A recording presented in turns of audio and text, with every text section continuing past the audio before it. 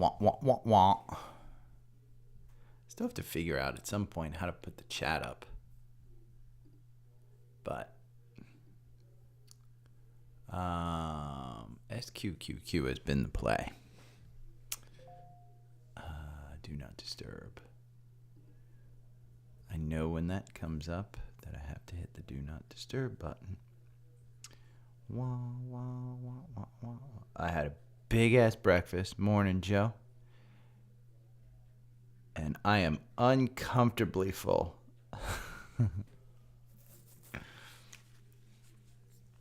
Rice Krispies, eggs.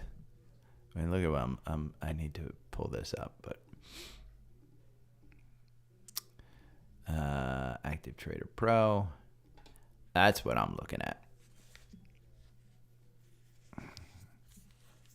Which is not good, but I have to do some research on the Bitcoin flash crash too. Scanner.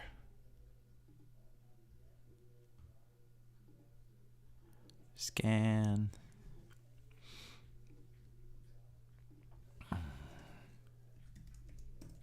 Scans.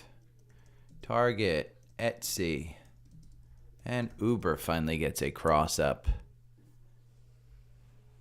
I mean, if you've fallen asleep on Moderna, even though I said, I don't know that I'd buy Moderna under 100 because it's a horrible stock and it's a COVID stock and you need to follow that. This fucker's been up like 10% a day. So I think I've officially hit inverse territory, where the inverse of what I say is correct. I have moved into the checkbox. I mean, listen, it was my birthday. I'm assuming that I may have moved into the same age checkbox as Jim Cramer. And maybe now inverse Gary is the best thing to do. Energy names that we trade. ALB, ET. Remember I said ET? I think ET. I mean, here's the thing that you have to know. The economy's strong. This is all bond rate reaction.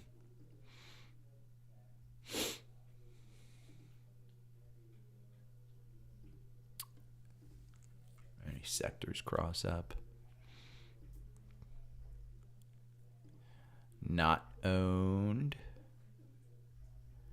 You got Cleveland Cliffs down another 1%. Amazon's down another 1%. Google's down 1%. I mean, it was up 1% yesterday. Meta's down another 2%. Microsoft down another 1.5%. Oh, I have to bring up Lemonade.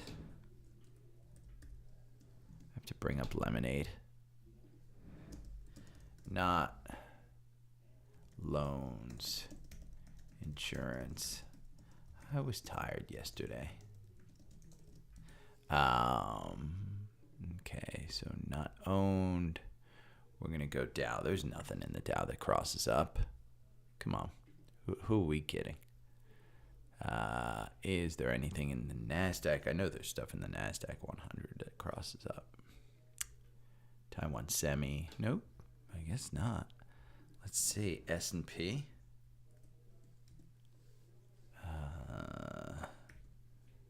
There we go.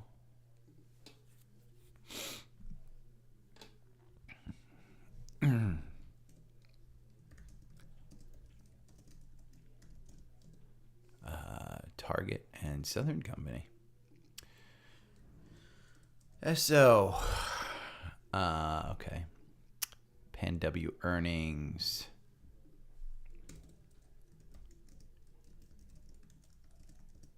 The bell today.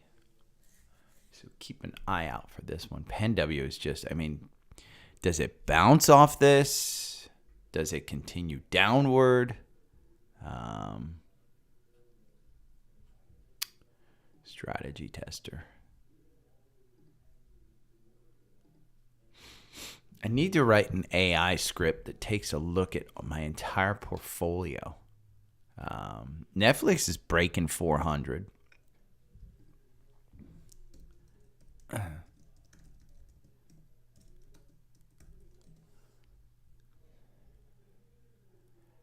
Let's see. Let's go down here.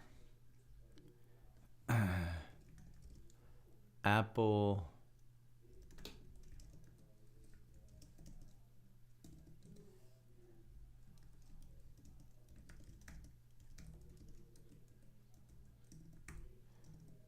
$130. Why can't I type? Google.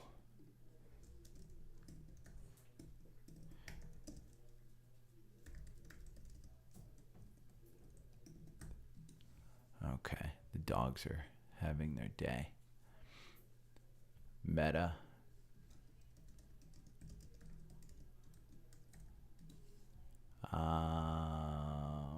NVIDIA.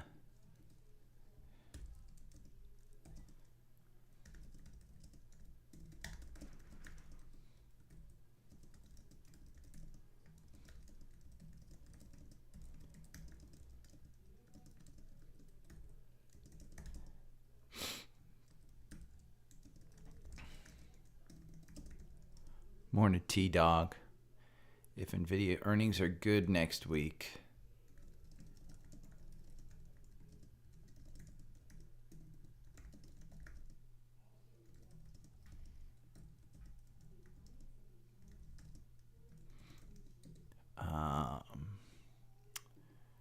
Netflix, NVIDIA, then we have Tesla.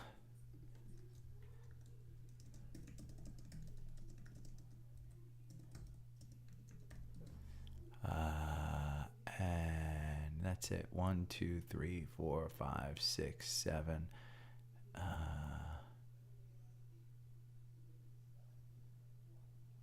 2, 3, 4, 5, 6, 7. Let's see. Netflix, Apple, Amazon, Google, Meta, NVIDIA. What's the 8th one? Shit, I always do this. Microsoft.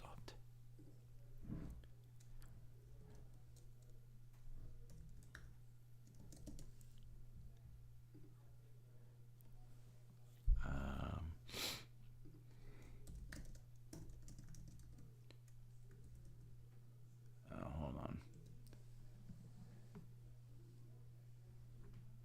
Daisy? No, ma'am. We don't go into bags like that. No. Dog thinks everything in every bag is hers. Okay. I was just going over. Just so everyone, you know what? I'll give you a preview of the newsletter.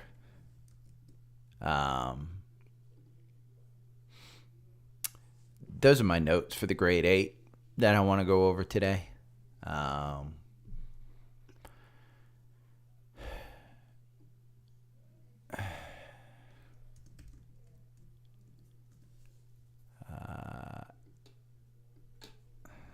S&P,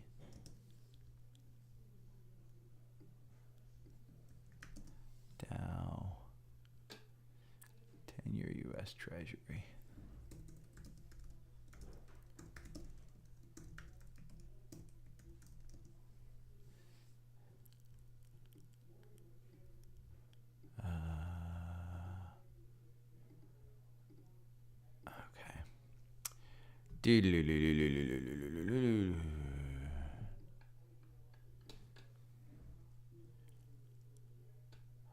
Wah, wah, wah, wah. Let's go and look at SPY. SPY and QQQ. Here's what I really want to do. Let's look at the Qs. We're going to look at the Qs because my preference would be to buy the Qs. I mean, in this dip, why not start a position in the Qs? Kind of like, I think it was Scott yesterday who asked me, or the day before, if you're so heavy into tech, why don't you have the Qs? I own a bunch of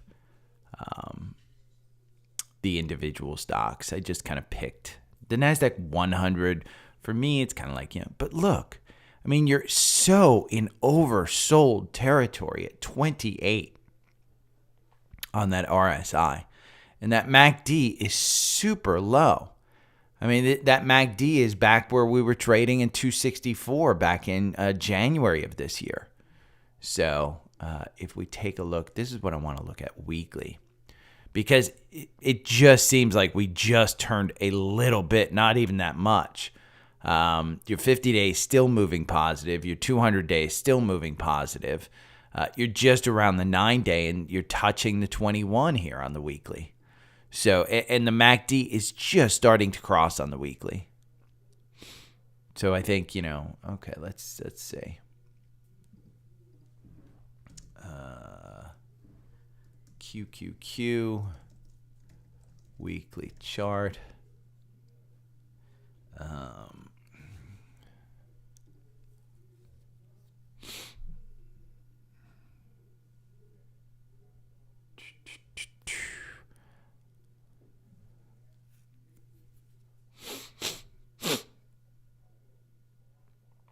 Okay, I gotta blow my nose. I'll be right back. Come on, you two. Why are you two in here? I don't know why you two are in here. Miss Maya go upstairs? Oh, that's why.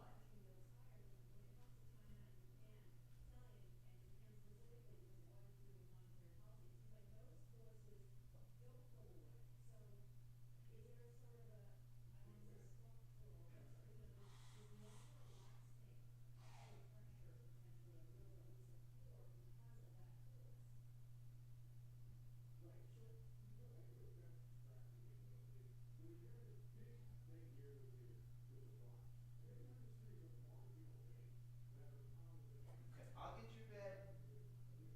I'll get you bed. I know. There you go. There you go. Go in there. You can figure that out. Okay. What I want to do is, this is the weekly chart.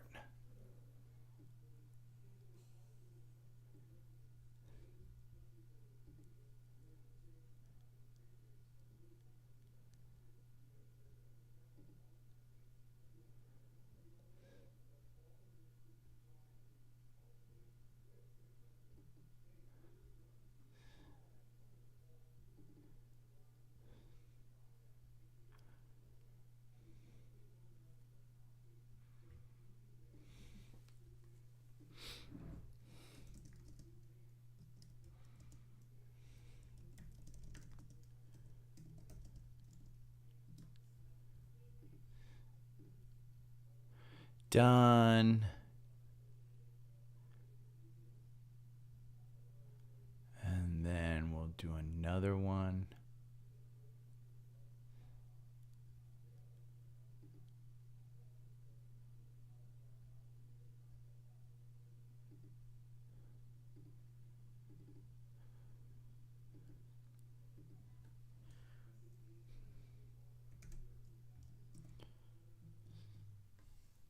Let's do.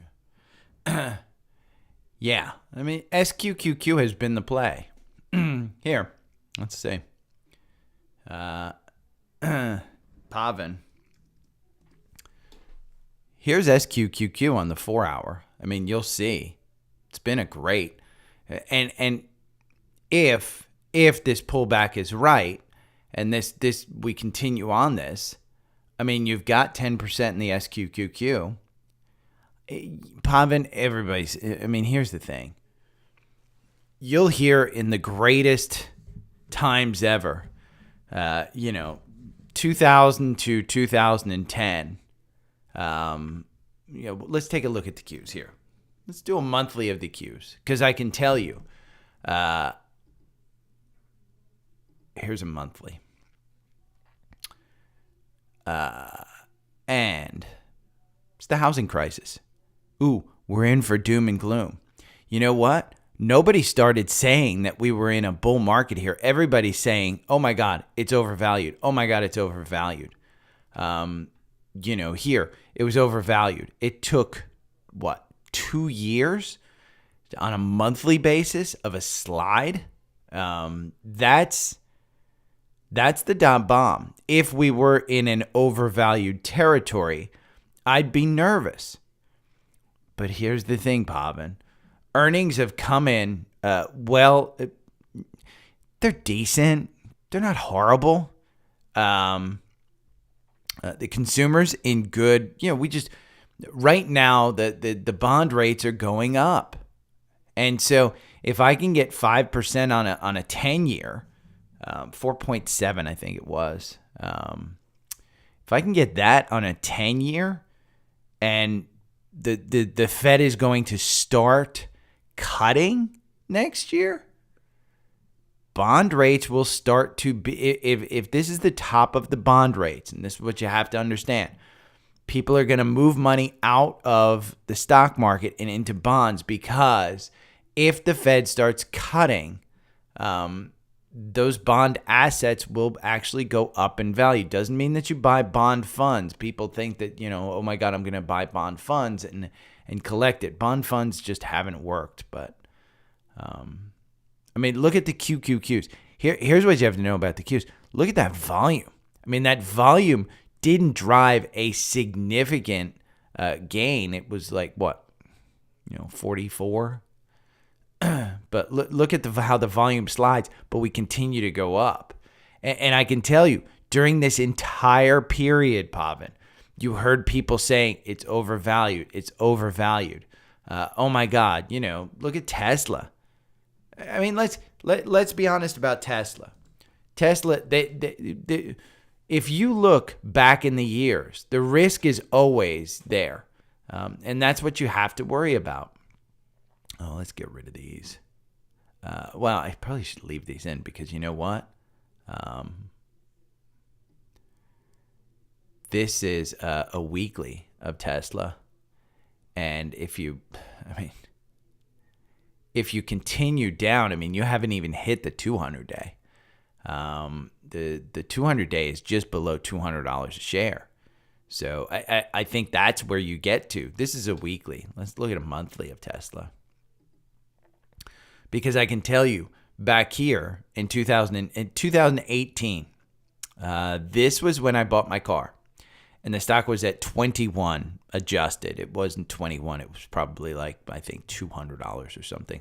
People were saying, oh my God, you got to worry about this one. Well, it got all the way down to 11. So if you bought at 21, you lost 50% and you held. Are you upset? Not today. Because you've 100 times your money, or 10 times your money. Say you put, I at this point in time, August 2018, I had $20,000 into Tesla. Let's see, it's now, that would be worth $200,000 today. So, Pavan, sometimes you gotta, if you read my newsletter yesterday, don't get out of the market. Yeah, the market might go down, but don't get out of the market. Apple is 12% off its year high. Meta's 14% off. Microsoft's 14% off. Good companies with good earnings, good management, and good products, you buy them. You just buy them. And yes, it's going to hurt. But, look at this monthly of Tesla. And how the MACD just kind of never crossed up. If we run the 4-hour on Tesla, you still don't have. And this is why yesterday I said TSLQ is the play. It's short Tesla with TSLQ. I think TSLS too. Either one. It's oversold. But I do think that you have 10% down left on this one. From 219, you're trading at 214 right now. I think you're getting under 200 on this. I honestly do. Larry. But the inverse, play inverse on some of these until back some confirmation. let's see. There is AAPD. What's one? Let's see. We're going to go into the newsletter from yesterday. Because, by the way, I believe I put the wrong... I updated that damn thing. Mother effer.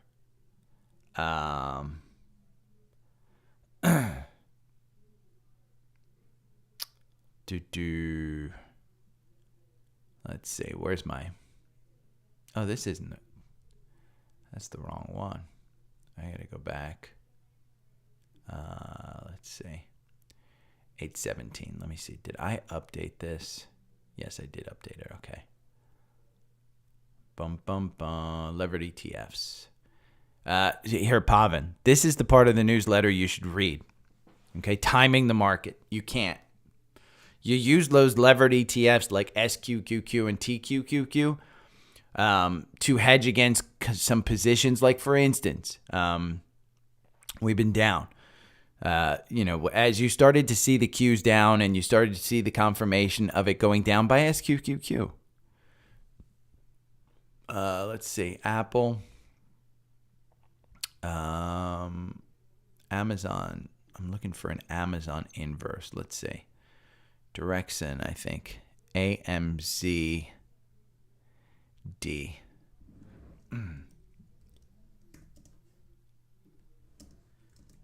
Apple.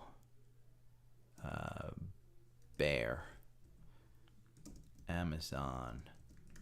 Bear. Google. I know there's a Google Bear. GGLS. Google Bear. Meta Bear is FBL. Yeah, FBL. FBL. Meta Bear. NVIDIA NVDL. Oh, NVDS is the short, I think. Let's see. I think it's NVDS. Yeah. Bear. NVIDIA. Bear. TSLQ or TSLS. Tesla. Bear. Let's see. I don't think there's a Netflix. I really don't think there's a Netflix. Let's see if we've got a Netflix. I don't think that you do. No. Nope. Okay. We're going to go back to the daily newsletter. Yeah, Baba short. I mean, look at that. Lucas, don't worry. Here's Lucas. Apple is my largest position, and I can almost guarantee you, I've got significantly more than most. We'll take a look at the chart. Am I worried about it? Nope. I bought more yesterday. Yesterday was Apple dividend day. And so, I got a couple $1,000s in dividends, and I basically reinvested dividends. Now here, if you listen to the algorithm, you're out. Yesterday, it kind of crossed down, and so you're out. You've got this gap up here between 187 and 190. It will be filled. Will it be filled, today? No. Will it be filled by the end of August? No. Nope. You have no confirmation that this is going to go back up. If we look at it daily, which is what a lot of algorithms kind of look at, you can see that gap. This gap down here between 167 and 170 That's in focus. I think you're going to get a chance to buy this in the 160s, the 160 handle. Right now, pre-market, it's at 172. This is when, and Lucas, I will tell you, go back to my original. This is my grandfather. This is years and years. If you lose sleep over something, it's not worth it. Get out, buy VOO. You need to dollar cost average your way into these positions. 100% you need to dollar cost average. So if you bought at 187, and remember how I tell you to buy these things. You buy them, and then, say you want $1,000 into Apple. And all of a sudden, let's take the 4-hour algorithm. Let's say you've got $1,000 that you want to put into Apple. One strategy that you might do is play every time it tells me to buy, I'm going to put $200 in. And so you got this, that would be what, 5 times? Let's look at 5 times. Okay. So for the last 5 times, 145. No, let's see. 128, 127, 153, and 177. So, what's the average between 128, 127, 153, and 177?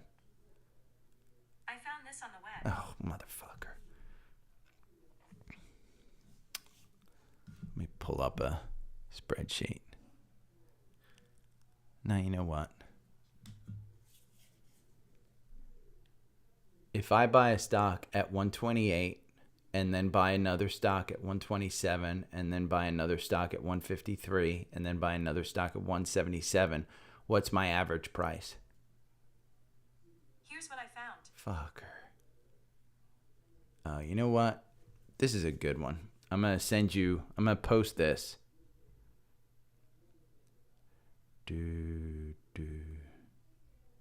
Gary's iMac.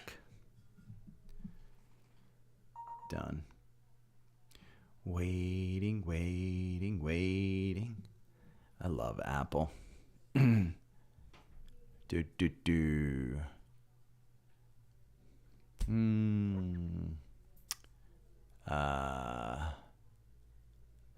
Fine. Oh, this is good. Let's see.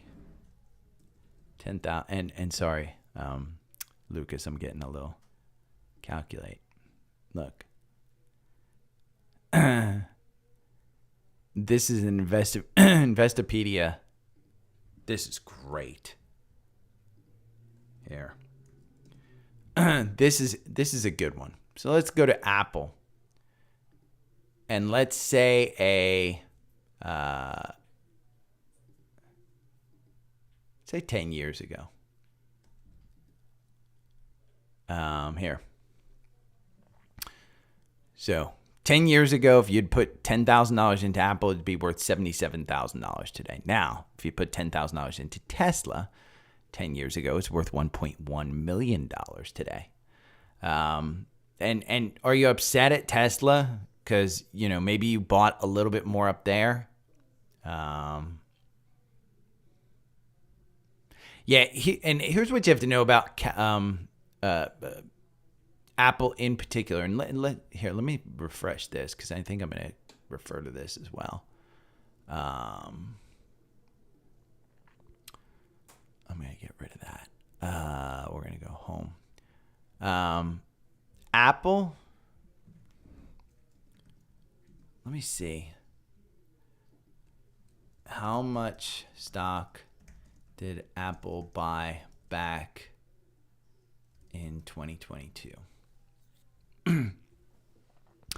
Board of Directors has authorized the repurchase of up to $90 billion of Apple's common stock. Now, that's not a lot because they are a $3 trillion company. But what they do, Lucas, is they actually buy back those shares and they take them off the market.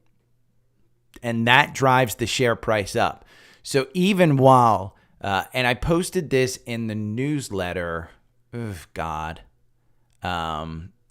going to have to go back and look. but it was around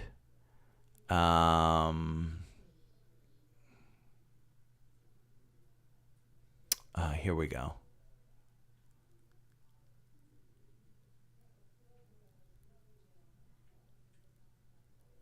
I think it's this newsletter, and I'll post it up here. QQQ, SPXL, Berkshire, links I like, stocks, scans. It was Apple's earnings.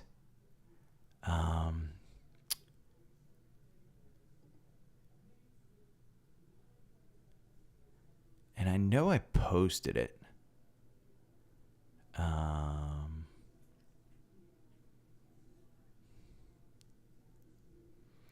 There's earnings, Shopify. God, did I not?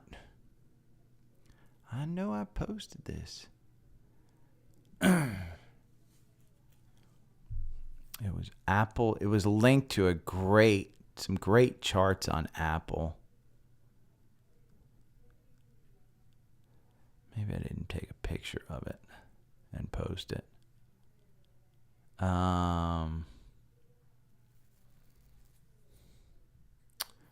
Yeah, it's in one of these newsletters. Here, you know what? It's on the Facebook group.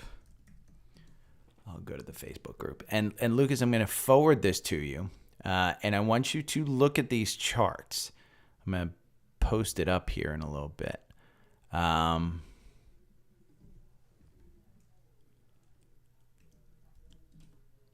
Let's look.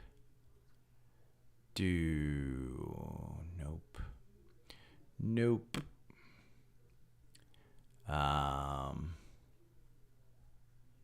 Let's search.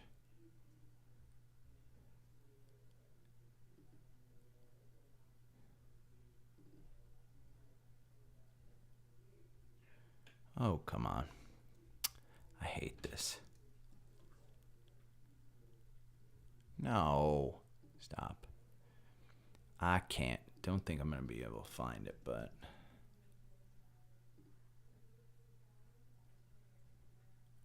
There we go. This is it. Nope. That's not it.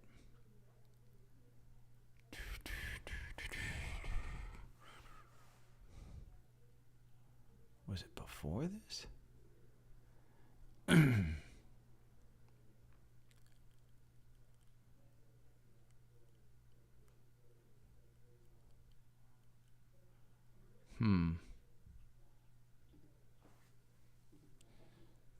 Let's see. I know I posted it.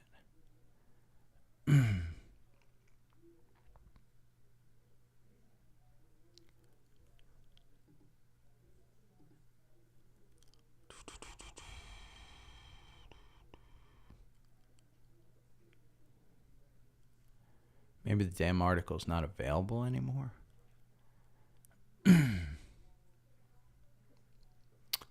Oh, I don't know. Maybe that's why it's not up here, because it's not available and it's not on my...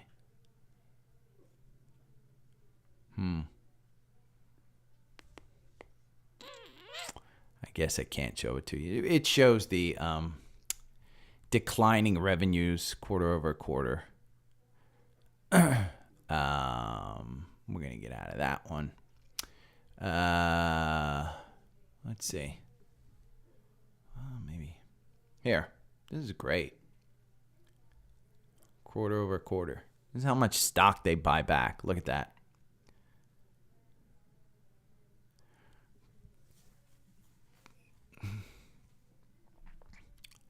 Three-year.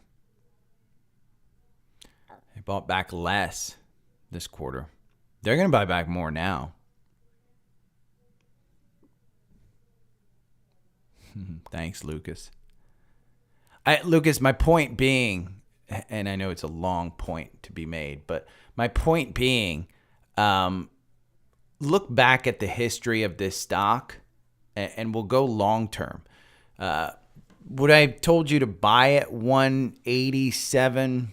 I would have said, hey, not horrible, but, probably not a great time to buy right before earnings, with all of the trouble that they're seeing, even before the iPhone 15 comes out. You're going to see the iPhone 15 come out and the announcement come out.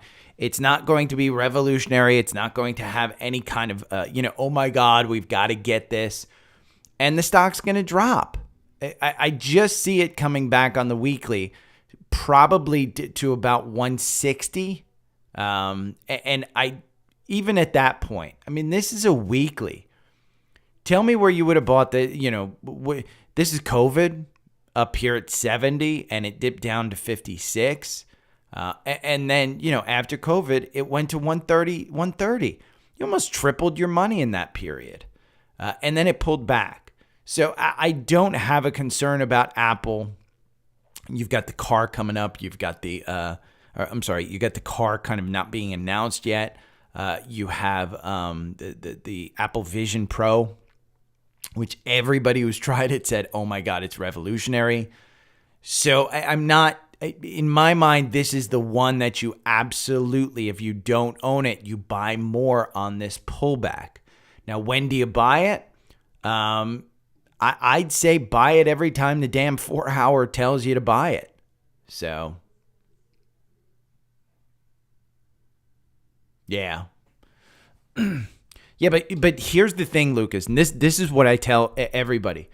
In a stock like Apple, in a stock like Amazon, in a stock like Meta, I bought Meta at $300. Before earnings, it went up to $330. Could have sold it, didn't. Am I worried now that it's at what, $280? No, I'm buying more. This is why you buy small lots, and then you wait. Because if it continues to go up, you confirm your hypothesis and you buy it. And I don't know, Lucas, if you're part of the paid newsletter, but if you're part of the paid newsletter, that's what this particular one, tax plan. Here's how I maximize my trading. I mean, I've given the folks, the paid members, enough to time to kind of weed through it and stuff. But that is what this is about. Is Meta, I bought at 300. I'm holding it for a long term. I don't want to sell my short-term pop in that one because I want a good company with good earnings, with good products and good management to basically hold on to. And if it goes down, I'm just going to buy more. Shopify is one that I'll tell you is kind of the same thing. Shopify's been killed. And yeah, I could have sold it at 68, and I probably should have trimmed at 68. It's at 52 right now. You're coming back to fill this earnings gap down here to 48. So, but Lucas, I will absolutely tell you right. And this is the big thing. My grandfather gave me this advice. It's the best advice ever.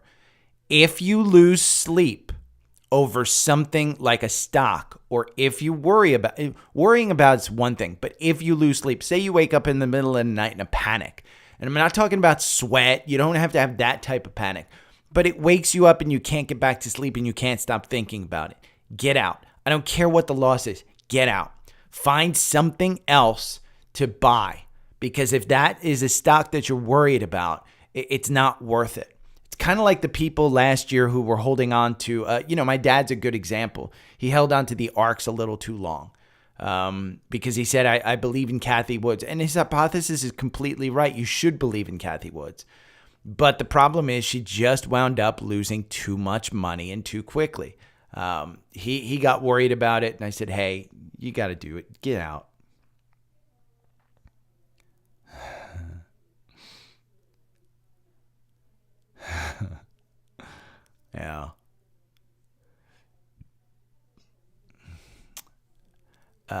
Yeah. Yeah. Thanks, Scott. I appreciate it.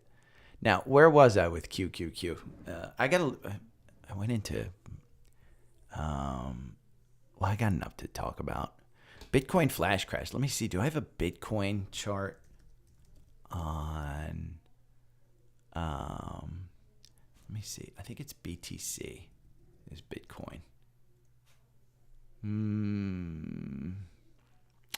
Versus Yo versus US dollar.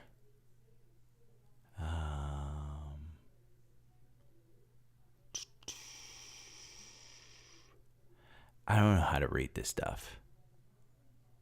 Yobit.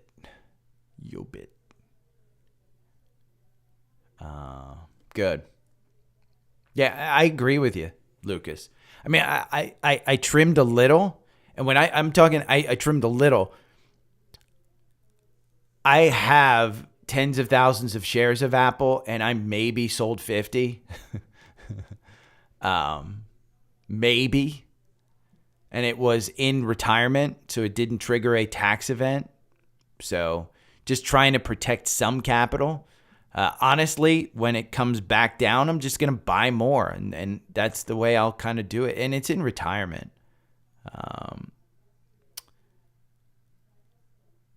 Yeah, here's the flash crash. BTC B US dollar. That's the flash crash.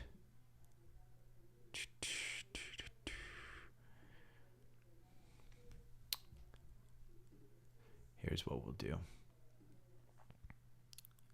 No, I don't want. I'm going to close this out. I'm going to open this up. And I'm going to take this. And we're going to put that in there. And then I'm going to add a... I guess mother effer. I got to go to my downloads.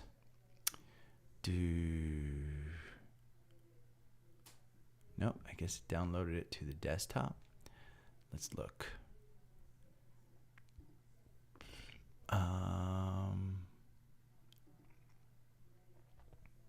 Where the hell did it download it to?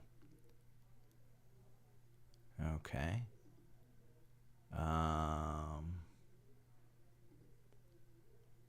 There it is. PNG.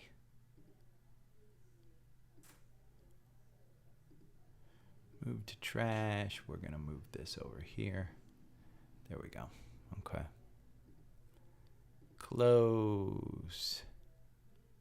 I get out of that.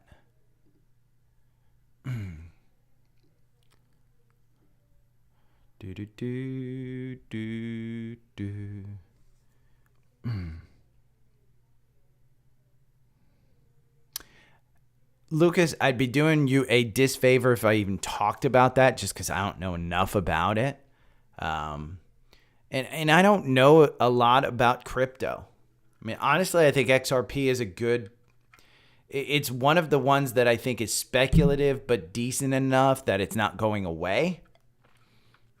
But I don't know enough about it. I think Bitcoin and Ethereum are the two that I would feel comfortable throwing money into. But yeah, we're going to have a bad day today, by the way. QQQ. Morning, Cherry. Bum, bum, bum, bum, bum. Okay. I know. I always promise that I'm going to be done by like 10 o'clock, and I'm never done by 10 o'clock. Missed call.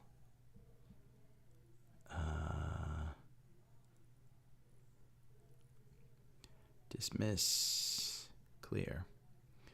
Missed call. Do I have a message? Hold on. No.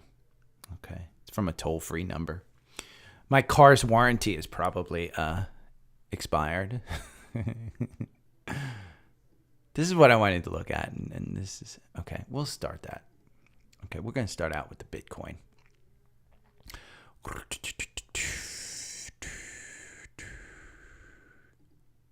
Actually, let's see. It's HITBT. There we go. Is that what it is? No, it's BTC. BTC BUSD.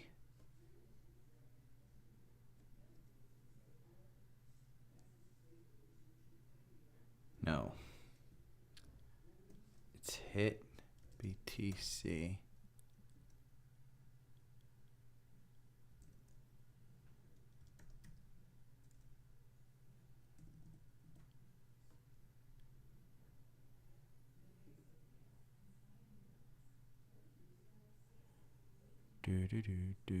No, that's not it.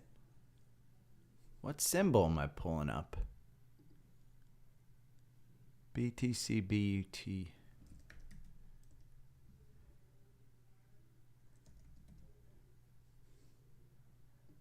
There we go. That's it.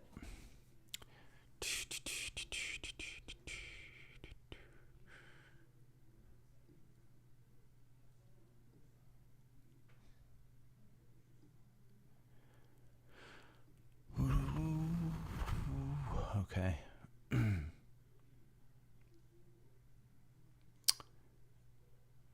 Dylan. Let me see. Okay. I love that I have this up, but now I know how to pull it up. Okay. SOFI. SOFI, in my mind, you wait until you have confirmation. And SOFI is a difficult one because this could pop to $10. I mean, just on some news, this could pop. There is no real catalyst right now in that the earnings are done. September, they have the student loan payments coming back. You do have some small bank regulation. The VWAP right here is back to the last time that it popped in February, and then it kind of sank down and it popped back up. So the VWAP, that white line that you see, it's 7. I don't think I'd buy until it gets down there. Ironically, it's right at the 200-day. I think that 200-day is going to provide support. You see it broke down on that ascending wedge. It doesn't have a descending wedge yet, but you don't have confirmation on this. SOFI is one that I absolutely want to buy. I think their thesis is 100% good product, good management. The only thing that these guys don't have is good earnings. But, with student loan payments coming back, here's the thing. The Biden administration will say there won't be, if you don't make your student loan payments, don't worry about it. We're going to make sure that you're not dinged on it. How many effing people pay attention to the news? 20%, 30%? Nobody's going to hear that. So I think you have an opportunity there. Cleveland Cliffs, in my mind, with and the only reason I'd say Cleveland Cliffs you could start adding to if you wanted was because when we go down here, this effer, the chairman and president Gonzalez, chairman, he bought $1.5 million worth, 100,000 shares at $14.96. Right now, you're trading at $14.62. He's losing money on that trade. I don't think he cares, but I do think he is so aggressive with his company. I think that's where he's going to try and keep the stock at. I would tend to see him buy again. Right now, I think that 14.27 gap might get filled because it is kind of near term. It was just before the last earnings. And you see the 200 days moving down, the 50 days moving down. It couldn't hold the 200 days. So I would say hold off on this. Now, the other reason I would say hold off and wait for confirmation is when you go long-term and you go back to pre-pandemic. Right before the pandemic, this was a $7 stock. It's a better company today than it was pre-pandemic. They are making more with less.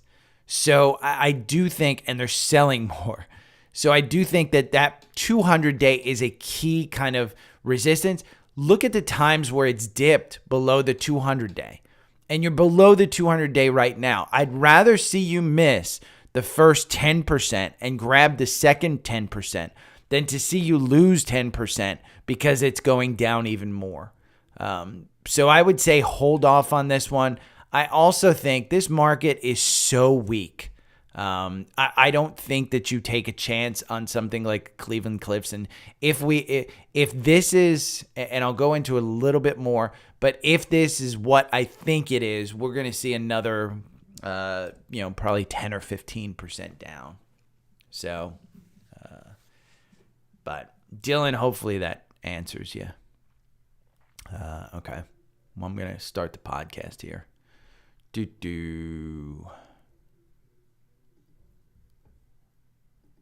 Good morning. It's Friday, August 18th, and I've been goofing around on YouTube with you effers. Yeah, I will say this at the beginning. I will say this at the end. No podcast next week. No YouTube Live next week. I know there's going to be a bunch of people who miss me. You can sign up for the newsletter. The newsletter will still be there. The newsletter will still come out. I will do my best. Just so you're aware, I am getting my wisdom teeth taken out.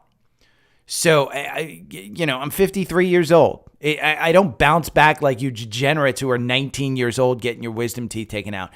Even 13-year-olds. Your jaws are soft. I got an issue. Now, let's talk about Bitcoin.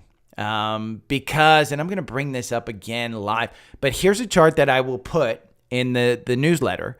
And it's the Bitcoin flash crash that we had last night.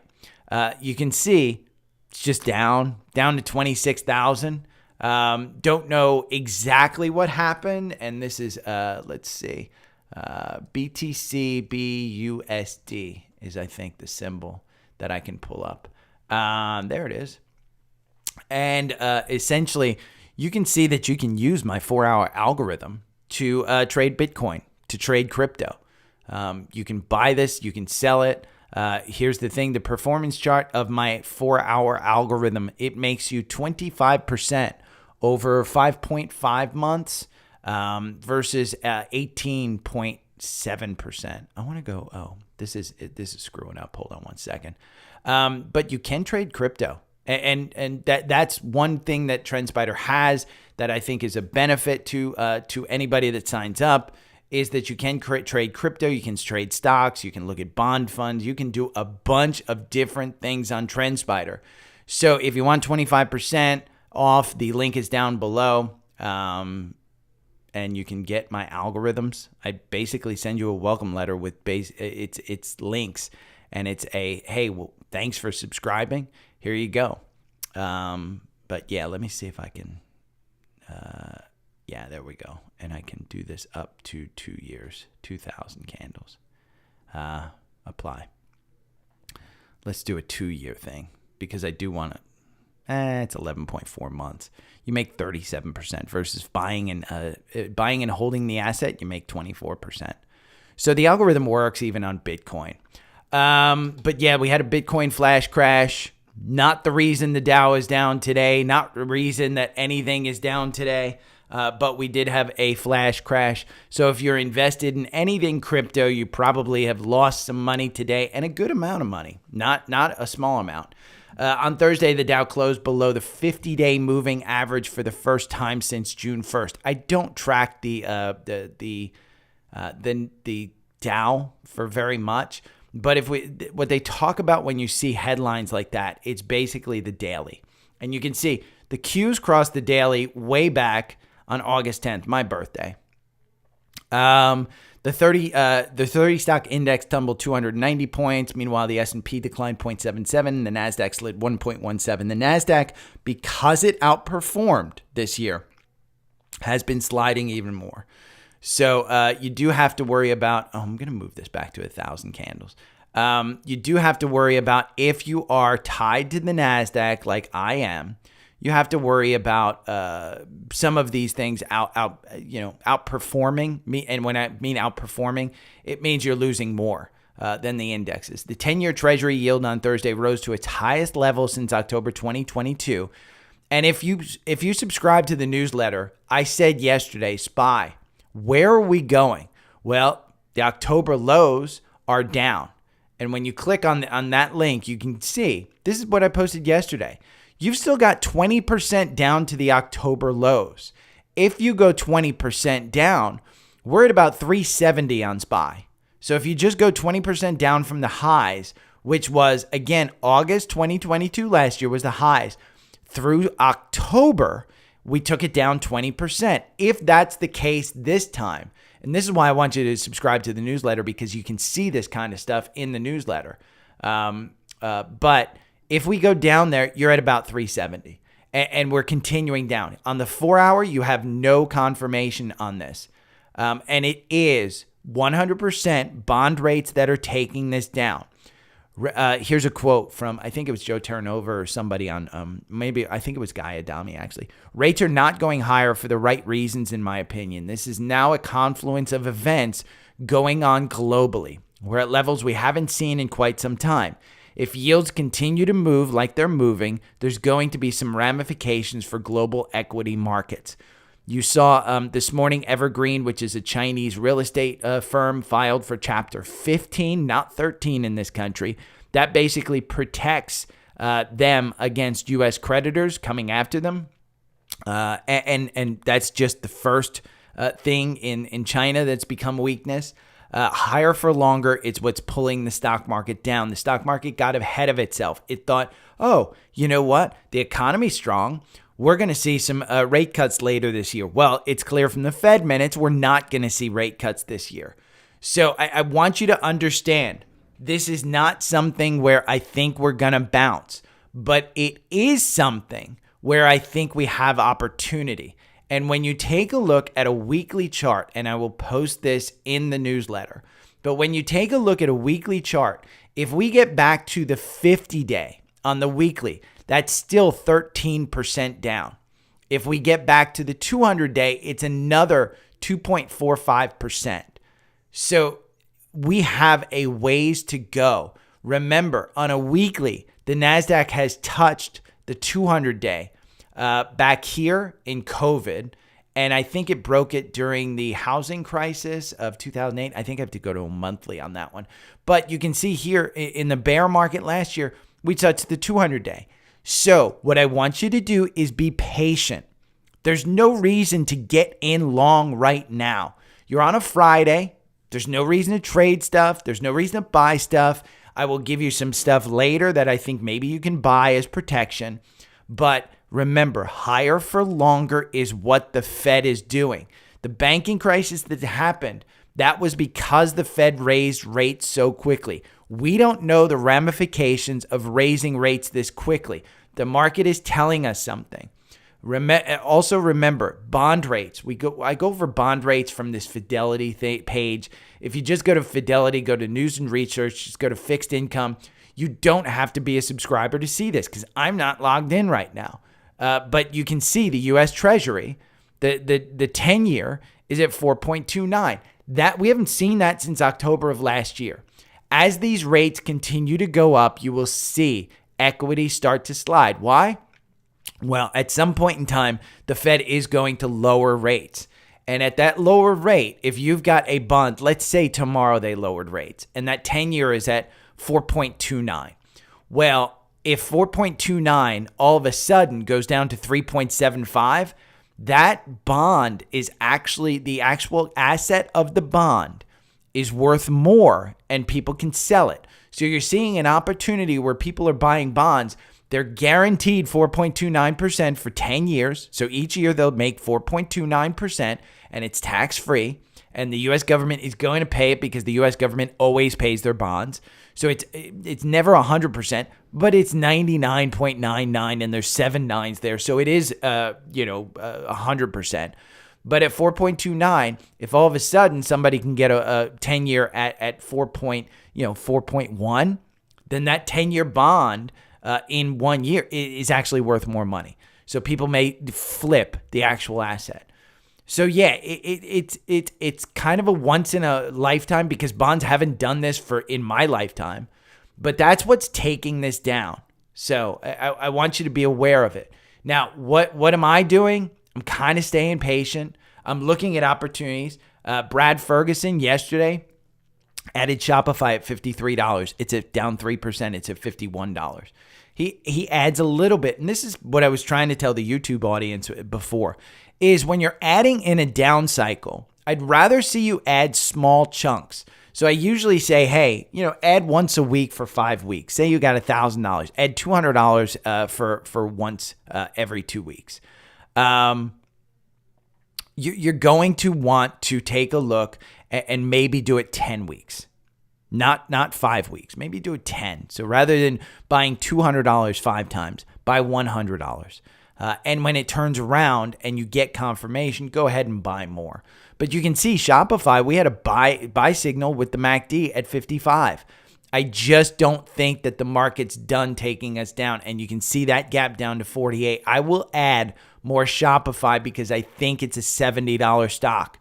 I will add more Roblox because I think it's a $40 stock. I will add more PXD because I think that's a $250 stock. You have to pick which ones you want to own. That's why I say good companies with good earnings, with good management, you buy. PanW is one of those. This one has not done really well. Since August 2nd, 2 weeks? You were at 251. Now you're at 206. The only difference in this stock was, I think it was Fortinet reported, and they reported a weak quarter. I am holding. I have not trimmed Palo Alto Networks. I think it's in my brokerage account. It will trigger a tax event. This gap up here between 225 and 235, you will see filled at some point in time. We have not filled down below at 168. So do not think that just because they're reporting after the bell, oh my God, it's going to pop back up to this 250. This is one that is currently not making money. They are, I think they're still negative on there. No, they are making money. So they turned it, I guess, last quarter. But the forward PE is 41. It's not crazy. The current PE is 325.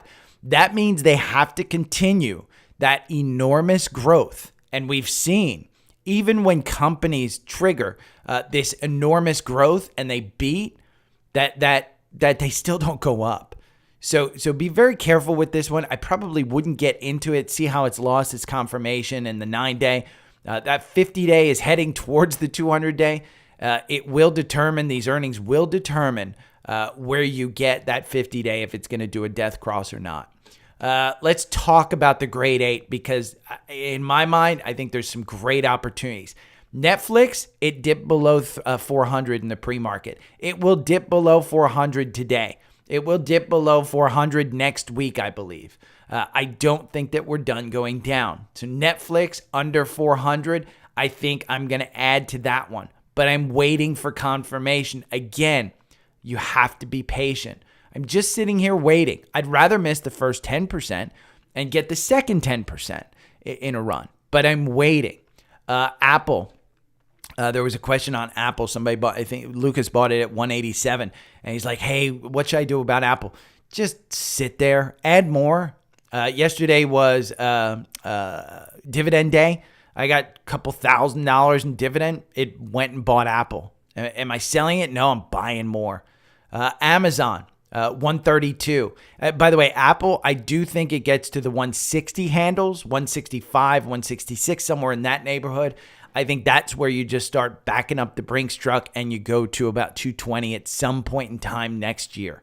With the Apple Vision coming out, maybe they do something crazy and do some pre-order stuff around Christmas and people pre-order it and it becomes a big thing. Who knows? But there's a lot of questions around Apple and it's multiple. They buy back a ton of stock. I'm not too worried about it. Amazon. I said anything under 140, I think you can buy Amazon. It's coming back here to fill the gap earnings at 129.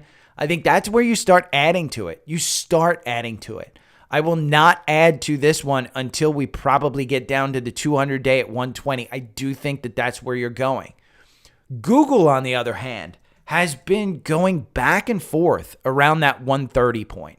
And it's kind of been using the 50-day. It's the only one that seems to be using the 50-day as its support level.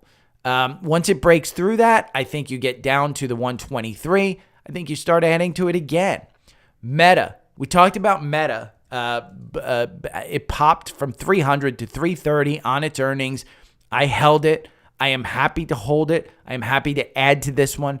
I think that you get back down. I don't know that you cover this gap at 214. I think that's too extreme for this stock. I do think that you get back to the 200-day at 265. So, again, these things are very, very simple. One that I want you to watch is NVIDIA. It's in our core portfolio. You guys know I bought it at under 300. I bought more at 460, I believe, somewhere in that neighborhood. 450 and change. I bought a couple more lots. It's at 423 right now. This yellow line that you see is the gap, and that's the top of the gap from the last earnings beat. Now, here's what you have to know. Next week, they report earnings. It's August 23rd. I will not be on air. I will not be doing the podcast. But I want you to take a look and I want you to watch this, because here's the thing. If for some reason you get a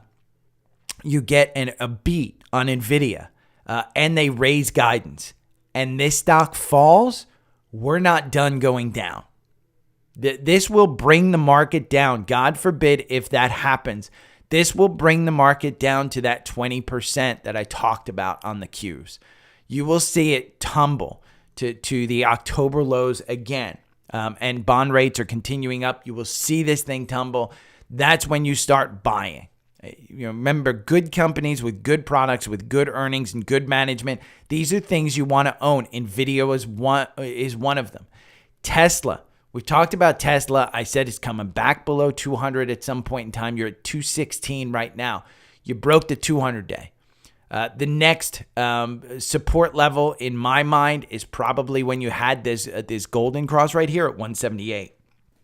I think you get down to the 180s, and I think you start adding to it.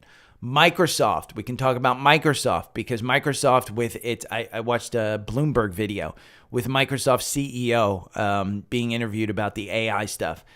This is one you want to own. Do you want to own it right now? The algorithm got you out, got you in at 323 with a little bounce off the 200-day, but it couldn't hold.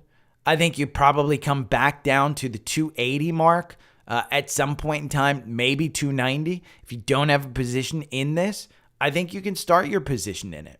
Now, I will include all of these symbols in the newsletter, but AAPD, if you don't think we're going down on Apple, hedge yourself a little. If you got a position in Apple and you don't want to sell because it will create a tax event, AAPD, look at this, $20. Back here on August 3rd when Apple really started to slide right before earnings, 2025. You're at 2263 right now. Nice 10% move. AMZD. I posted all of this in yesterday's newsletter. Maybe I didn't make it clear enough. But this is what you want to do to hedge your bet. Right here, 1982. You can see the gap up here to 21.28. You're at $20.78. You're going to fill that gap. AMZD. GGLS. This is a one-time bear of Google. You had a buy-in right here at 1920. You're at 1913. This is the one that's been capitulating, and I think it's dangerous to kind of play the short on this one. FBL, because that one hasn't pulled back the way that the others do. FBL is a meta bear. And I'm sorry, this is FBS. Sorry, FBS. I think it's FBS. No, I'm gonna have to find the short of Meta. Let me see. Meta bear inverse stock. One time short ETP levered shares. It is. Let's see. This will pull it up. This is, by the way, this is all you do. I agree. What the hell? It's, I don't even know. Where's the symbol? Where's the damn symbol? Why one time short ETF, more levered ETFs, 2 times. Minus 3 times meta? Ooh, what's this one? I can't find the symbol though. This is Italian. This is outside the country. Don't do that. I'll find it. But yeah, you want to short Facebook. I think Facebook isn't done. If you think that NVIDIA is going to pull back to that 360 mark, NVDS, this is a 1.25 times bear on NVIDIA. And it's been going kind of crazy. You can see it reverse split here, 5 for 1. It 38.15 was the buy-in. It's at 41.54. And finally, Tesla. There's 2 symbols on Tesla: TSLQ and TSLS. TSLQ, they're kind of the same. It's nothing like crazy, but TSLQ 31.51, and you're going to that 200-day at 40. So you can still get about 10, probably 10% in this one, but it's overbought. Again, you want to look at these things. Now let's talk about scans and opportunities, because when I say scans, these are just stocks that show bullish tendencies right now, but it doesn't mean, oh my God, it's 100% this is going to make money. This is just in my algorithm. These show the likelihood that you could make money on this. I think Target at 130, 163, I think it's a no-brainer. I think you had the MACD cross a couple of times. It's at 130, 121 right now. I think anything in the 120s, I think you pull the trigger on that one. It's too good of a company. The issue is the management, and they're just not doing a very good job of managing things right now. Etsy, this is one that I own, that I've ridden all the way down, 74.97. They've had their earnings. They made good earnings. It's just not one that people like to have. I mean, it's still expensive. If we go over here and we look at Etsy, no, come on. I can't type today. Etsy, they're not making money. Forward PE is 26. It's not crazy. You want to be in this one when they do announce that they're making money, but right now they're losing $713 million. Year to date, it's down 40%. You can see August 3rd, downgrade Bernstein with a $105 price target. Well, you're trading at 74. Everybody's got higher price targets on this one. You can see it's all sales. President and CEO sold at $95. He basically did the options exercise, $95 back on August 2nd. July, $101. This one has just slipped. You can see when it got back up there, people started selling. And that's not good when the management starts selling. So Etsy's one that I've got. Uber. Uber is in the core portfolio. I bought this one at 46. It's up 0.25 today. It's still above its 200-day. I think that 200-day probably provides some support at 40. I will probably add more today at 44. And the reason I'll add more, it will be a small buy, but I don't want to miss this going to 50 because it will go to 50. This is a company with good management, good earnings, good product, and it's just an overall good stock to own. Now, the algorithm doesn't do a very good job. It loses you 30% versus you losing 4% with just buying and holding over 25 months. So just over 2 years.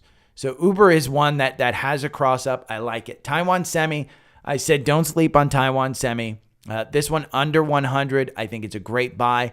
Right now, I got to buy at 91.59. It's below that 200-day. You can see the couple of times that it pulled under that 200-day since the beginning of the year. We've seen a pop. Now, if we're in an actual bound, just a pullback, this is a great one to buy. If we're in an actual recession and you're going to start to see things break, this isn't a good one to buy. Because let's take a look at how this one has traded on the weekly. If we're in that recession, we pull back to where we were last year, you're going to see this one continue to go down to that 50-day to about 86 or 85.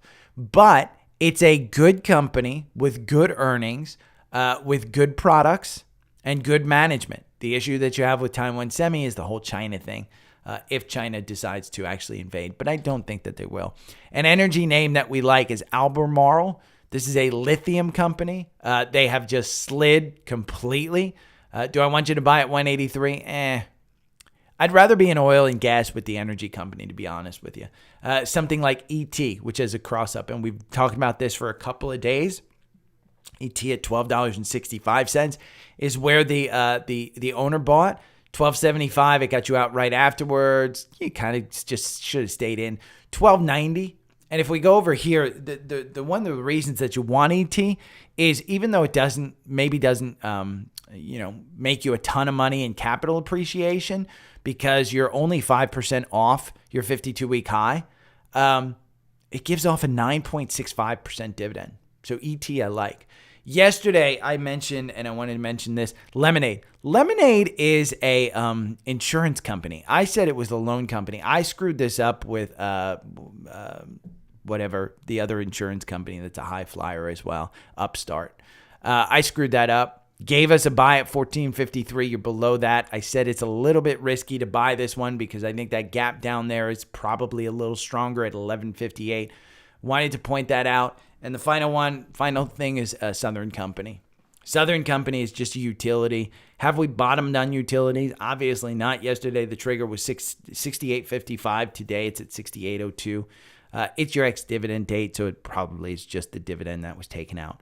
I reiterate, no pod next week, no YouTube Live next week. I'm getting my wisdom teeth taken out. Couple of things. If you want any of the links in this podcast, make sure that you're signed up for the newsletter at dailystockpick.substack.com.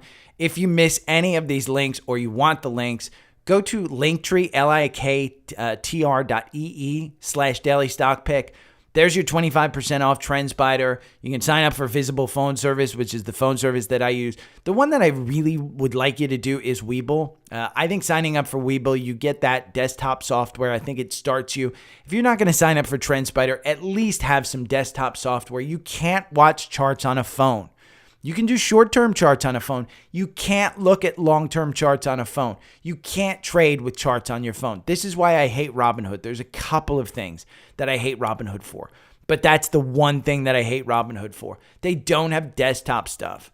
They also charge you $80 when you pull out money, blah, blah, blah, the whole thing. But all of these links, you can give me with Cash App, give me with PayPal, give me with Venmo, anything that you want. Buy Apple on Venmo, on Webull. Sign up for Venmo if you don't have it. The podcast is there. You can join our private Facebook group, or you can follow me on Twitter, on Instagram, YouTube, Twitch, Substack. No, that's Spotify. That's Apple Podcast. That's Substack over there. If you don't have social media, you can just email me. That's the email thing right there, and that's a way to link just to tip me. Another thing. It's episode 100, the Darwin Awards. And this is where I talk about getting high while hiking and burning my retinas. I got high, but just full disclosure, I got high after I burned my retinas because with snow blindness, there's nothing you can do other than withstand the pain. So the doctor sent me to the dispensary in Colorado. But give it a listen. I mean, I think the first story is probably one of the best ones. But I do like this. I enjoy doing the hiking podcast with Steve and a bunch of buddies and stuff. It does look like the market is turning around a little bit. I do see some green shoots. I see some green shoots with Cleveland Cliffs, Costco, Devon Energy. Energy is coming back. Coca-Cola seems to be bouncing off that. Meta is still down 3%. Nvidia is still down 3%. Netflix at 401. Oxy is up a little bit. PanW kind of came back a little bit. Pepsi's up. PXD up a little bit. Roblox is up 1% to 28. Snowflake is just still down at 145. UNH under 500. I would stay away from UNH right now. I'm thinking about maybe selling it over 500. I think it's in a retirement account once it gets over 500 again. A big one is Walmart. Walmart's up 2.5%. Because yesterday they had great earnings, really good earnings, raised guidance. This one at $159.16. I think it's $165 stock. I think we get to 170 probably in the next few weeks. Not a great percentage move, but if you want a good company that is continuing to grow, mainly their gains were in e-commerce and in grocery. And in fact, I shop at Walmart for my groceries. And it was shocking to me how much I can save at Walmart over groceries. And I'll just give you a for instance. And yes, I'm frugal like that. I live on like a $40,000 a year stipend that I budget for myself. But just to give you an example of one product, I buy maple syrup, and I buy those jugs of maple syrup because I am completely addicted to sugar. I like natural sugar more than I like false sugar, but natural sugar is something, and I love maple syrup in almost everything. But I eat overnight oats almost every day, and so I buy this huge jug. Well, the jug at Publix cost me, I think it was $18 the last time I checked it. The jug, the same jug, and it's it's just a different label on the jug, but it's the same jug of maple syrup because I think every bottler of maple syrup uses the same thing. The same jug at Whole Foods is like $21. That same jug at Walmart is $15. I'm not saying that your Walmart is going to be as good as mine. Mine has an absolutely fantastic grocer who's in charge of the grocery section, and I am able to email and tell them what I want. They're able to get that stuff for me. And I have organic fruits, vegetables, everything that I need at Walmart. There's some stuff that I don't have, so I'll go to the regular store like Publix and stuff like that to get it. But I can tell you, I went from spending about $110 a week at Publix down to about $70 a week at Walmart. That $1, that 50 cents, that 40-cent difference on, 100 items that you buy, 50 items that you buy every week, it saves you a bunch of money. So Walmart, I added to the stock once I started shopping there because I saw how much money I was saving. And I said, other people are going to start doing this too. The way Walmart makes money is they'll sell groceries at a very slim margin, but they get you in the store. And then you see a t-shirt for $7 that costs them $1.20 to make.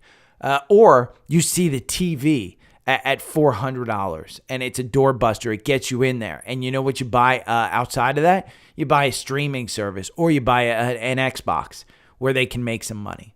So again, my kind of overall guidance for this, just be patient. I think we've got more downside if you want to play those levered ETFs. And remember, the newsletter yesterday did not just include single stock ETFs. If you go and click on those photos of those levered ETFs, and for instance, go to Direxon, this Direxon link, and you can pull up a ton of levered ETFs. You can say bull and bear 3 times levered ETFs. You actively manage tactical ETFs, single stock ETFs, bears. You can buy the bears. You can buy mid cap. You can buy small cap, sector equity. All of these things here's our DRV and DRN. Here's our DPST, which by the way, let's take a look at DPST. This is where I find that stuff is you find a list of this stuff that is out there. DPST has just turned around. You can see 44% and you're back at 67. Let's see where our BOIL is today. Again, I wouldn't buy these on a Friday. Triple levered and single levered ETFs, they're a little bit tough to manage over a weekend where news may come out about something. But BOIL's down at 64. You're in at 66, hasn't gotten you out. You're still in. But I think it's a $70 stock at some point in time in the next couple of months. So I don't think that you necessarily get out. I think you just hold on to this one. Remember, if you want to check the price of natural gas, just go over here to FinViz, the front page, down here on the bottom. You can see natural gas and look at the price dip just kind of today. And then it kind of, came back a little bit. But, yeah. So I will talk to you guys later. Thank you for the prayers on the wisdom teeth. I will miss you, but I will be in touch, and you are free to email me. Just please don't expect like an immediate turnaround like I normally have. If you ask me a question on any of the socials next week, your boy just downloaded Madden 23, so I will be, or is it 24? I'm not sure which one it is, but I downloaded the demo. I'll be buying that and playing that on Xbox all week. So have yourself a great week. Have yourself a great weekend. Let's hope that this isn't the end of it. Deere is an absolute 100% buy. Good earnings. Got pulled down just because it's been a crazy market. But Deere had a run up. I mean, let's be honest. Deere had this huge run up. You can see right here the pullback on the earnings. They made $10.20. I mean, they're not going to grow like that much. Look at that, $6.55, and they dip down to $360. You're going to see this one kind of come down to that 200-day. You may see it come down to this area, 379. Buy it at 399. I don't see how you can basically take a stock, a big heavy stock in this is a mega cap from 436 down to 390. What the hell happened? Hold on, we need to find this out. I do not own this one, but I've been wanting to get into it. $450 is the 52-week high, and you're trading right now at $398. I don't see Deere slides on questions over how long farm boom can last. Deere earnings smash Wall Street estimates. Here's why the stock is falling. Let's see why Barron's is going to tell me, oh, I need you to sign up for something. Let's see. I bet it's it's not a paid one. Deer stock was down 1% in pre-market. Yeah, fuckers. No. Okay. We're done there. But yeah, check out Deer. I think it's an opportunity. I just think, they blow away earnings. This is the danger that I see in NVIDIA, is that they blow away earnings, they raise guidance, and you see it down to that 360 level. So, yeah. Okay. I will talk to you guys later. Say bye. Stop recording. Lucas' babies are waking up. UVIX? What the hell is UVIX? What the hell is he getting me into now?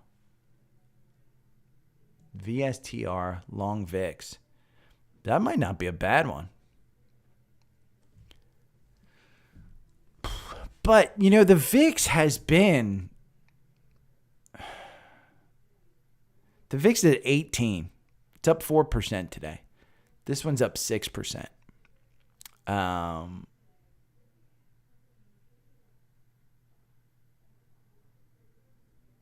That might not be a bad one. You know what? I'm adding this one into our levered ETFs.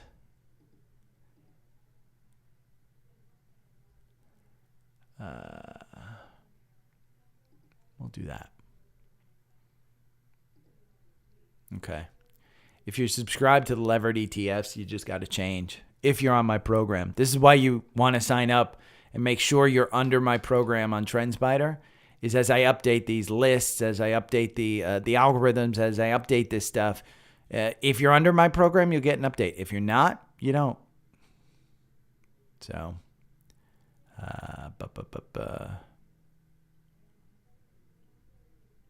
Meta 275. Where is...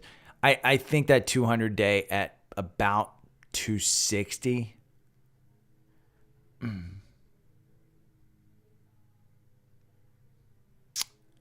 Let me see. Morning, Brandon. Stocks typically to buy in a recession, Scott, are healthcare and energy. Energy lags a little bit, but it's less. Healthcare actually does better, and it's safety. But overall, there's you want to buy those levered things on the downside to try and protect yourself in a recession. The issue about a recession is you just never know when you're in a recession. You don't know I think it's 6 months afterwards that you know when you've been in a recession. But you never know when you're in a recession. So that's the main issue. Encoding overload. I keep getting on OBS this encoding overload. I think I need to buy a new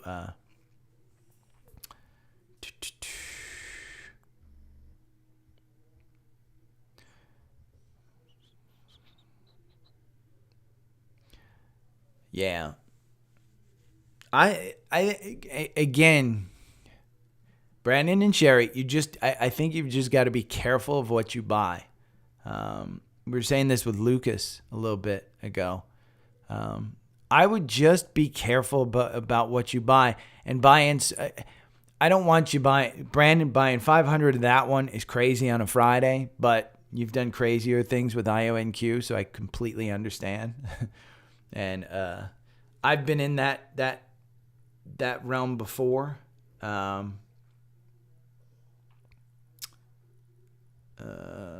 are we doing? I'm getting some texts. Ooh.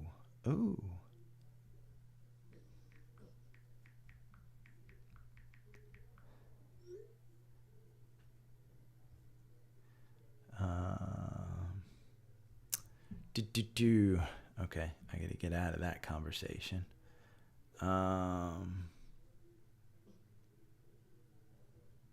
Trenton, I got your email.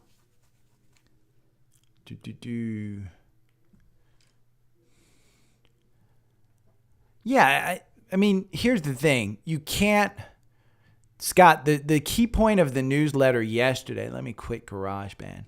The key point of the newsletter yesterday was this: timing the market.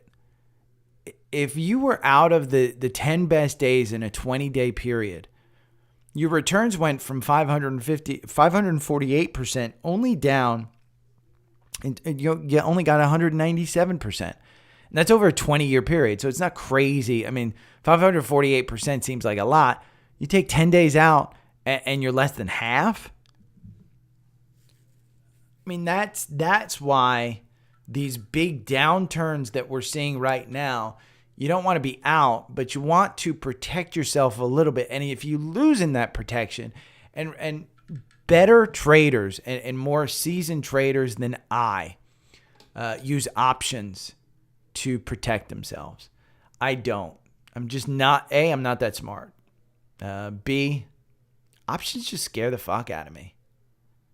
I was taught very conservatively to watch options. So,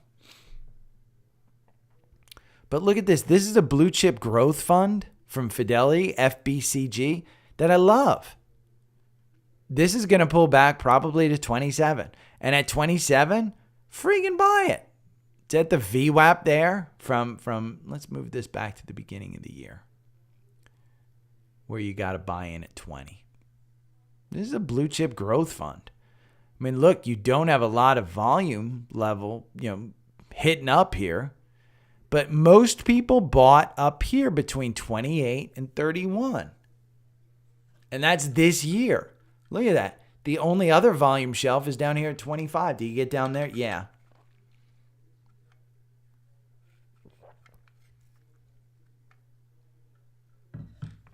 Yeah.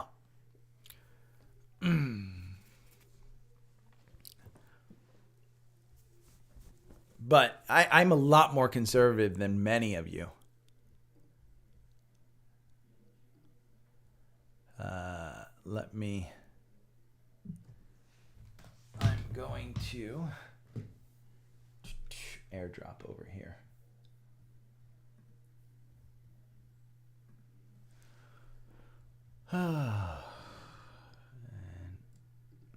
I think my OBS, I think I need to get a Mac Mini. Share. Airdrop. Open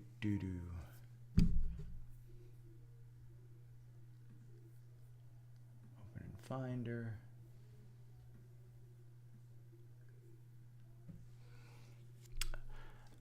Okay.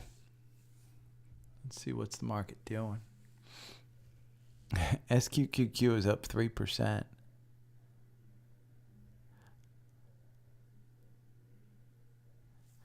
The VIX is probably going to get to 25. I mean, here. This is what I'm looking at. Sherry, why are you not on Savvy Trader? Have I not said journal the trades? Unless you're just journaling offline.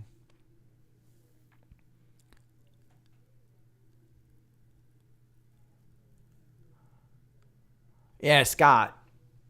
I'm not, in understanding the way I take risk, I am not low risk. I am very high risk. I always thought I was low risk. But I'm not low risk. Not low risk at all. TSLQ. Yeah, TSLQ is the way to go. Savvy Trader is great. And I'll tell you what I really like about Savvy Trader. I'll show you.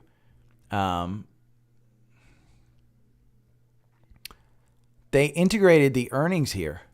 So let's look at next week. You can see the earnings stuff. I mean, I know we're outside of the main. Most earnings is done. But here, NVIDIA next week after the close. What I really like is that I can take the core portfolio and look at which earnings are coming up next week in the core portfolio, because those are ones that I really want to, again, it's good companies with good earnings, with good products and good management. That's where I want to look at earnings. If I want to look at like Brad stuff, he's got no earnings coming up. There's no catalyst on the thing. If I want to look at my trading portfolio, NVIDIA is the only one that really comes up. If I want to look at all portfolios and just look at everything, I can just look at this stuff. Tingo Group, I don't even know what that is. Cy Young, ELKT, Lowe's, Medtronic. This one popped up because they're the ventilator. BJ's. I always laugh at BJ's. If you didn't know, there's a town here in Atlanta called Cumming, and there's a BJ Cumming.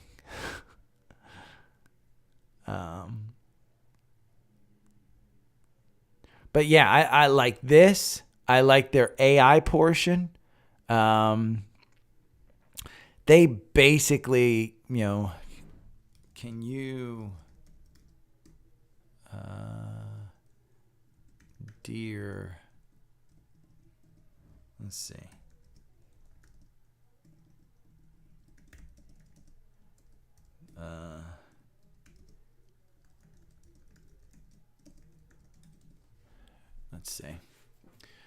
Let's see if it can update this. Deer Companies reported earnings last on August 18th, 2023. Can you summarize Deer earnings report?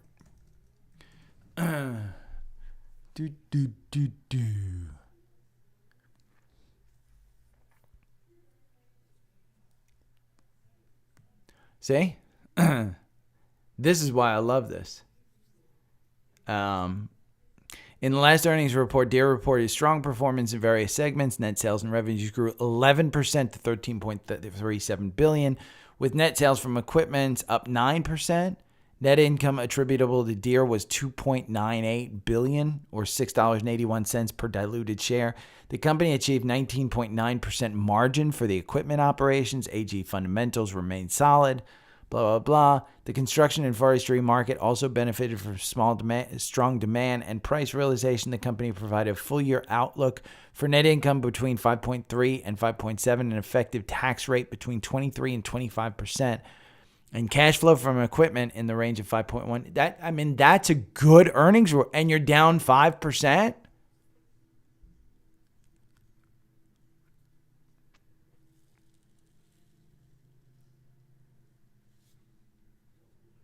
No, the only thing you got to do, Sherry, is it's Savvy Trader, savvytrader.com/daily stock pick. And I don't get anything out of these guys. I just like them. I just really, really like them. And Dustin, their product manager, is really, really cool. I like him a lot. But you can just follow these, subscribe for free, these two. And I recommend Brad's.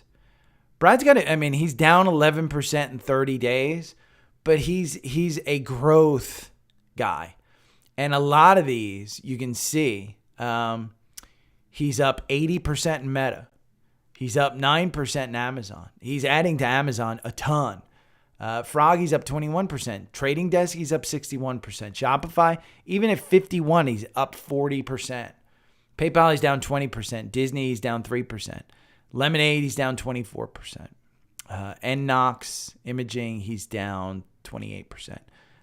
MSOS, he's down 56%. But he's been doing well, and I like his strategy. And if you look at the history, you can see where he's sold. He just purchased some Shopify, which I liked. He purchased some Uber. He purchased some Disney. Sold Upstart for a 40% gain. I like his strategy. That's his all-time. And it's, red and green. You're not always going to have winners. But I do like the Discover. You can subscribe to other people who are swing vesting, like this dude. We can see subscribe for free. Yeah, we can't see his unless you subscribe. But you can subscribe and unsubscribe too. So, to see the portfolio. Some people don't let you see unless you actually subscribe. I think I may be that. This guy, Income and Growth. I mean, subscribe for $14.99 a month. Why the hell would I want to subscribe for $14.99 a month with that? I mean, I'm not sure that's guiding me. Let's see. Let's see. Let's search. Does it show mine? There I am. Yeah, subscribe for free. I mean, yeah, I got that, but subscribe for free. And that's remember, that's a equal weighted core portfolio. So all I did was buy. You know what? We're gonna add this one. What am I gonna take out? I think I want to take out Moderna, but Moderna's gonna get hyped. I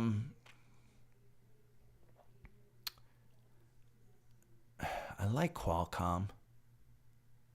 Pepsi should be in there. Boeing should be in there. PXD, Meta. Maybe I'll take out UNH, but I like UNH.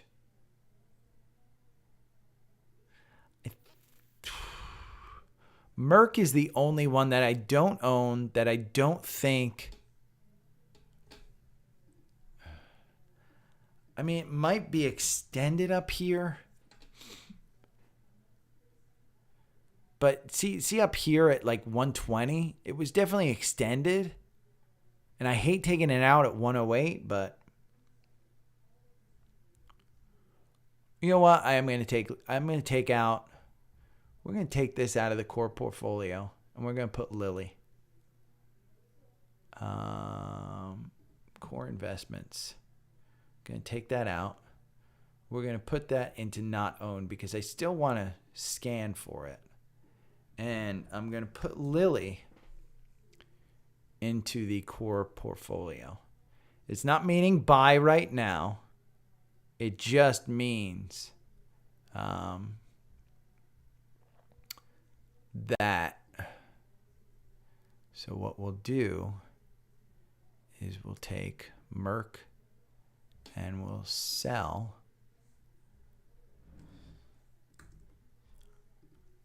replacing Merck with LLY.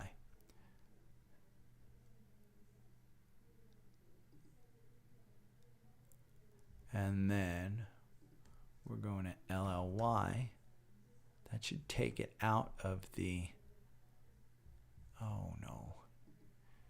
We want to buy LLY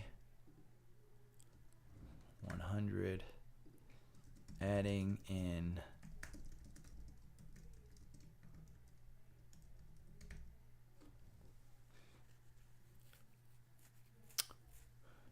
what? What does it ask me?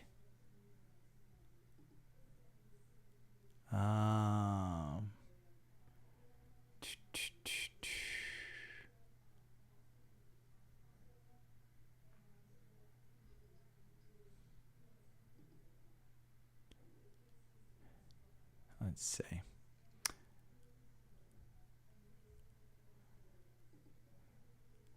How do I buy Lilly in this damn thing?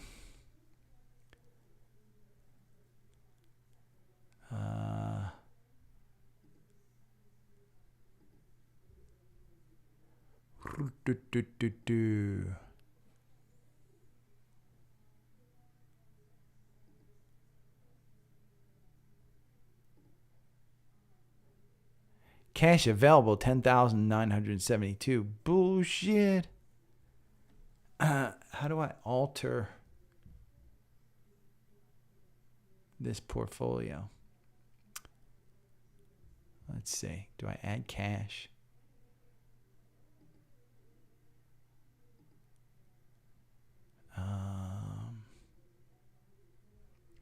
How do I add cash in?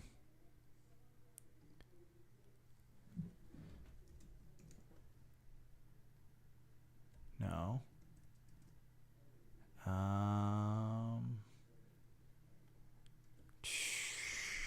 Cash. Deposit.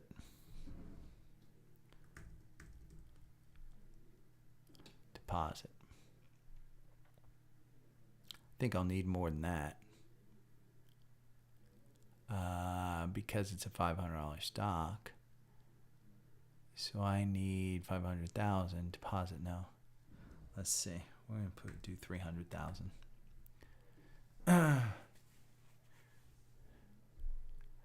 And there we go.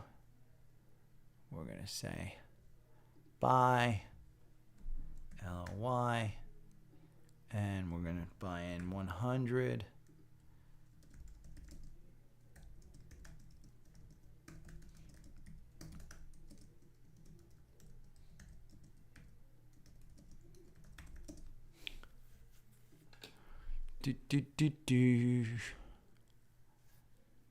And where's my cash? There we go. We're going to withdraw 350.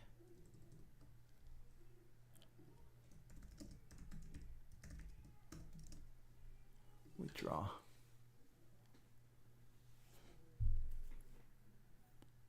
Okay. Boom.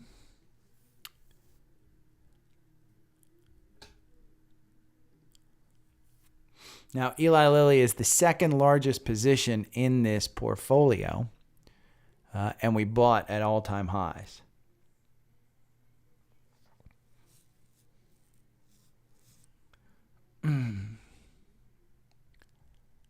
By the way, if any of you guys want me to follow you on Savvy Trader and subscribe to you, I will. I just don't get alerts as to how, it would annoy the fuck out of me. The 162 people subscribe here, 123 people subscribe here. That's like 500 emails. Why am I getting 500 emails? So I don't have a lot of alerts on, so I just don't know when you follow me. But ping me, because I'd like to see your stuff. I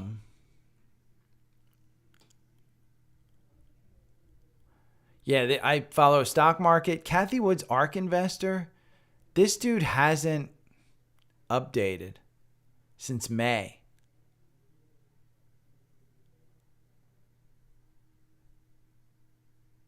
So I don't think he's even, you know what? We're getting out of that one.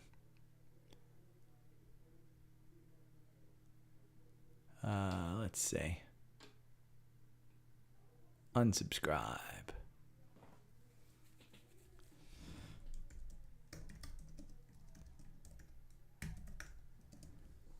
Unsubscribe. The covered call strategy. I don't think. Yeah, he's still purchasing.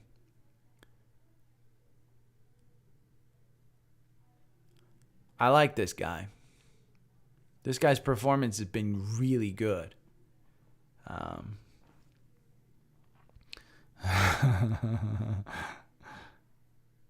Yes. So Scott, here on Savvy Trader, I would suggest you only get emails. You get one weekly email on Saturdays about the performance of each one you follow, and you get an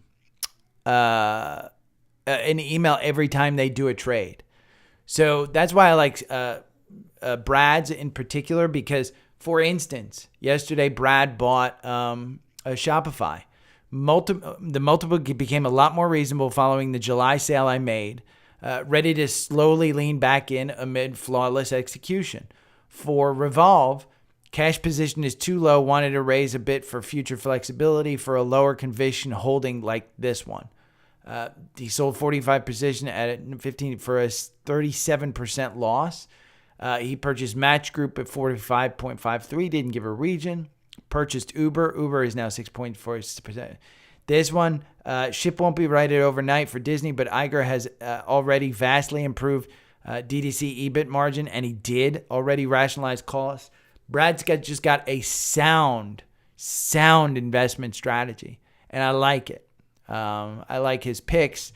I don't follow everything, but I do follow other stuff. This Jordan's investments, I was following because He made big bets in Tesla. And I got some, paid dividend 24%. Palantir, he got in, purchased 1851, bed trade. He bought Uber just like I did at 47.56. I think I got in at 46. AIC3i3, he bought at 38.09. I think that's at $28 now. Rivian purchased at 23. It's now at $20. Chat, Roundhill Generative AI and Technology purchased 100% more shares, 28.88. Chat is, they threw AI into their thing. Enphase Energy, he bought Enphase, I bought Sedge. I like Savvy Trader. Savvy Trader is a great website. And like I said, journal your trades, understand your trades, put in notes. So when you buy something, just put in notes. And that's a good way to try and understand, okay. Like if you go into my history now, you can see, this is the trading portfolio where I bought. The last thing I did was buy DraftKings, which has been a horrible one. But you'll see in here history. I withdrew cash, just balancing, purchased 100 shares of Eli Lilly at 542. I deposited cash, sold Merck for 1.67% loss. Apple paid a dividend. MPLX paid a dividend. VOO, essentially, I think they buy back in once it pays a dividend. I think they repurchase those shares. I think that's the way they handle it. But this was all 100 shares, so it's an equal weighted portfolio. It's just 100% an equal weighted portfolio. And right now, I'm down, 1.81%, I think, since I bought. And I bought at the highs. Down 5.92%. I bought at the highs. But my point at buying $500 in equal weight at the highs was to show you guys, a year from now, I think I'll be up. I like to keep it around 35, 36 stocks. So, but yeah, I like Savvy Trader. Okay, it's 10:30. You guys have a great weekend. I will see you next week. Eli Lilly. It's a good one. It's up 0.89. But it's at all-time highs. You're going to come back to cover this gap at 500. I wouldn't say buy a Eli Lilly today. Look at the MACD crossing down. It's up at 74. It's a good company. This has a weight loss drug. Enough said. So, okay. You guys have a great weekend. I will talk to you in 2 weeks. 2 weeks I'll talk to you. Oh, Brandon, what are you saying hey for?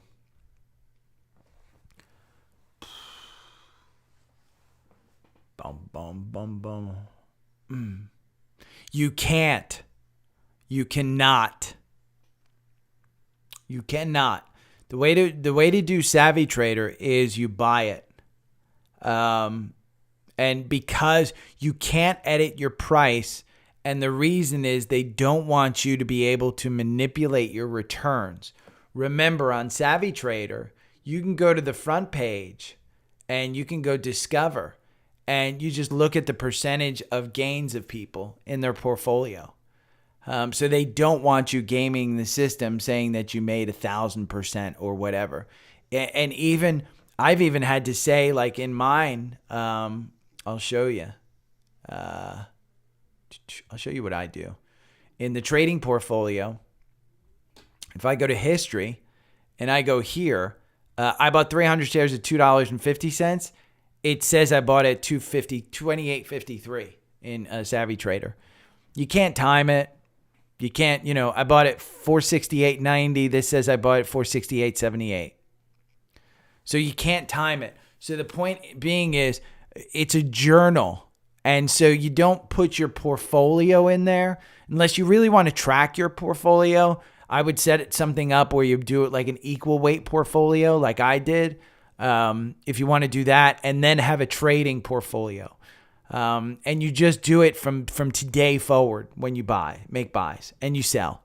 And it's a manual kind of thing. And here, if I want to analyze this, you can, a savvy trader generates a historical analysis of your trades through ChatGPT, focused on buying stocks before earnings announcements and selling shortly after.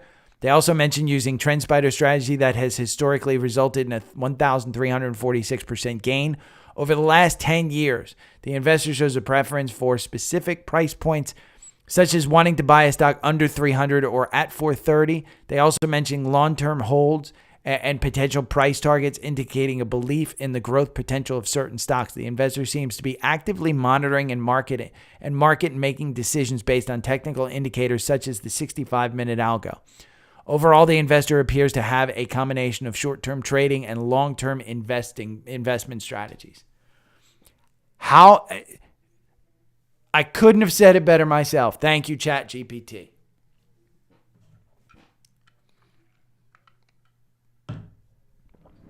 Okay.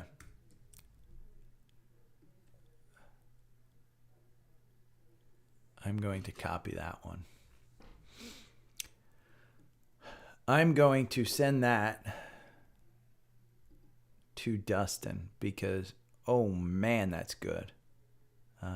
Share. We'll share that to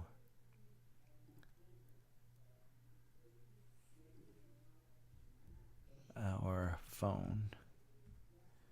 We're on the phone. A phone.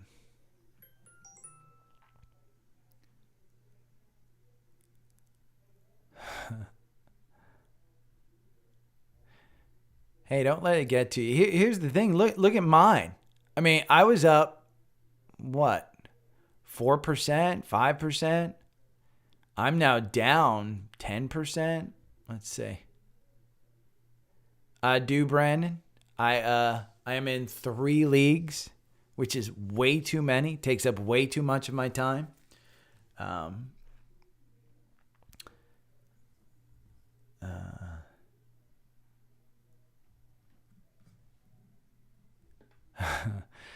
That's a good idea. I don't usually do it until rosters are set. So I think we've got like 2 weeks until rosters are set. But I play around with this Savvy Trade. I like it. It's got its latest news. If you have suggestions, Dustin is fantastic at getting back to you. I like these guys. I like them a lot. What's swing vesting? Yeah, I don't have a swing vesting one.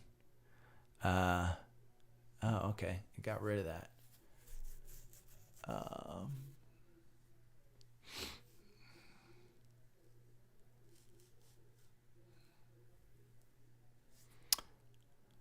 I don't know what the fuck this is.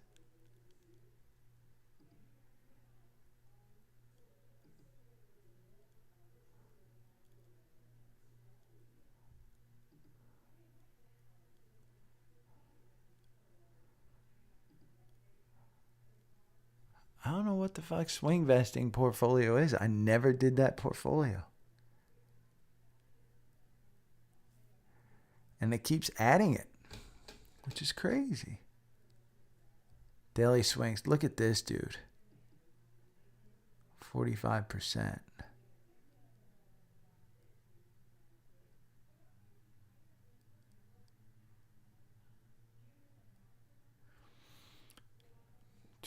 Here's I'll show you too.